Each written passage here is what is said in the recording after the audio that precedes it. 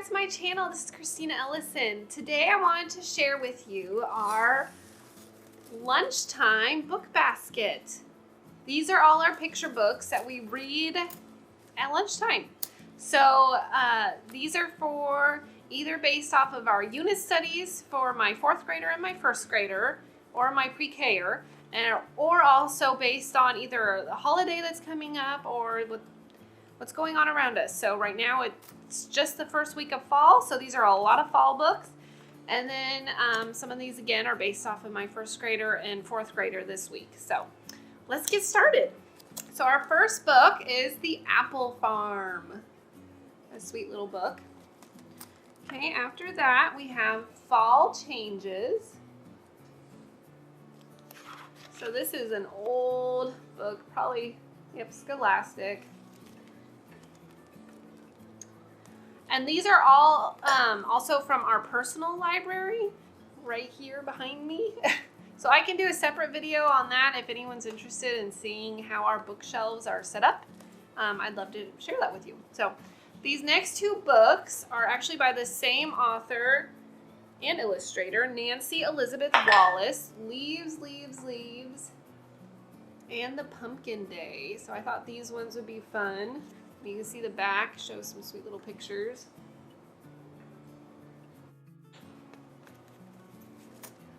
Okay, next we have Fall Leaves. And my 4th grader lately has been struggling to finish a chapter book, or not really into finishing a chapter book. I shouldn't say struggling. She just hasn't been interested in it. So I've been giving her like these easy readers, like 1 or 2 a day, so she at least feels like she's accomplished. And so this one's pretty quick, and she could read this to one of her little sisters. And I'd probably give her something else too to read with that. So next we've got Duck and Goose Find a Pumpkin. This is by Tad Hills. I love these books, and so do my kids. They're just cute little pictures. Oops. Okay, and then There Was an Old Lady Who Swallowed Some Leaves. So I think the illustrator for these books is by the one that did the books like The Teacher from the Black Lagoon. They look very similar. So they're kind of fun and silly. My kids really like this one. Next, this is what we actually read today. The Biggest Leaf Pile. And if you hear little noises, my baby's crawling around with toys, so she's clinking as toys knock against the floor. Okay, so The Biggest Leaf Pile. I would not recommend this book. It's kind of weird, but my kids like it, so we still read it each fall, but it's kind of weird. Okay, The Lonely Scarecrow. This one's fun because the pictures are embossed. So you can feel them and feel the texture of them. My baby's running into my tripod. So the scarecrow is pretty scary in this one, but we like it. Okay. This one, you probably saw it on my last book haul, and if you didn't, I'll put a link up above for it. How many seeds in a pumpkin? We actually still have not read this one. I'm trying to hold out till October, but I'm really excited to read this one. And then our last one for fall is The Leaf Man by Lois Ellert. And I really love this book. She does some really neat art with it. And she explains how she actually came to make these pictures with the leaves, how she collected them herself and would make the different things.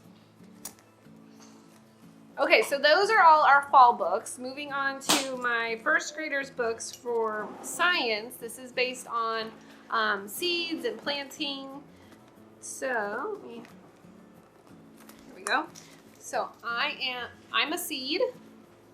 This is another one of those kind of easy readers. But it'll be nice and simple for my 2-year-olds to still be able to listen to.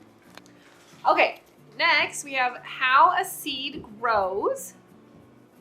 So these are fun little science books. I have quite a few of these that I've kind of collected either from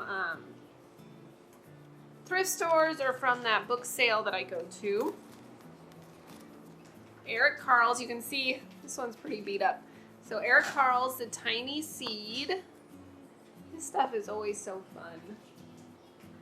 I used to, before I had children, for 1 year actually only, I was a library assistant for a primary school in Arizona, and I loved it. And I really learned to appreciate illustrators and authors and the importance of kind of knowing who they are because, well, I was always doing inventory, it seemed like, putting books away. And so it made it easier if I recognized right away the artwork to the illustrators. So his, you know, obviously you can always tell when it's an Eric Carle's book because it's either that he does a lot of cutouts, and Scholastic has a video, I think somewhere, you might be able to find it on Amazon, of him talking about how he makes his pictures, especially for like the Hungry Caterpillar, how he cuts out and paints, does a bunch of painting and then cuts it out, so it's pretty cool to watch.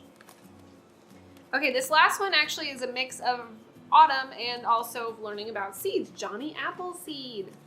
This one is a poem by Reeve Lindbergh, and the paintings are by Kathy Jacobson. I just love her artwork. I mean, it's just gorgeous. Wouldn't you just love that in your house? Like hanging up? It's just so pretty. So pretty. Okay, so that was for science for my first grader. Okay, the last two. Yep. The last two are, no, three, I'm sorry. These last three books are for my fourth grader based on ancient Egypt and also learning about the Jewish holidays. So she's going to be learning about these next 2 weeks, Rosh Hashanah and Yom Kippur. So we just finished up this one, Avram's Gift. It's awesome. This one is about Rosh Hashanah and Yom Kippur. I was a little nervous based on the illustrations, how it was going to go, but it was actually pretty interesting. My kids enjoyed it. So it's like a little chapter book. And this is by Margie Bloomberg. If your kids are learning about Jewish holidays and such, MB Publishing has a lot of books based off of Jewish holidays. So I've found some at the local book sale I go to, but I've also found them at different thrift stores. So Goodwill, I found quite a few actually. Okay, Ancient Egypt. This is a book of poems, and this is written by Susan Altman and Susan Lechner. This actually is not from our personal library. I'm borrowing it from my sister. She had a bunch of these because she homeschools as well, so they're really neat.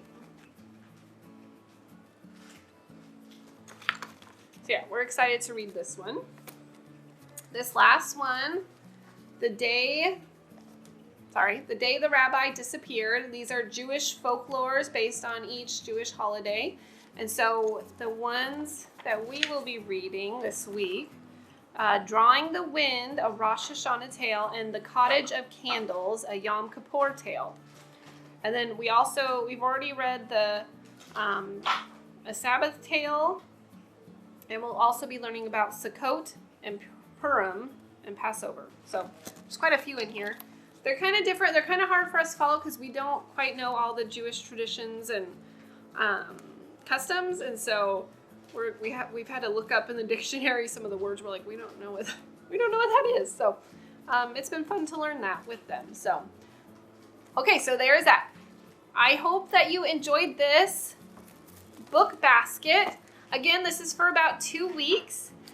So I hope this gave you some ideas of what to share with your kids this next week and books that you can get at your library or on Amazon. We just really enjoy doing read alouds, and these are only for lunchtime. This does not include our nighttime chapter books and Bible reading that we also do with the kids. And then sometimes if it's a really rainy day, then we'll pull out other books. So we definitely are a reading family when we can. You can probably hear my baby. Alrighty, so if you like this video, please give it a thumbs up and subscribe down below, and I hope to see you on the next video. Thanks, bye-bye.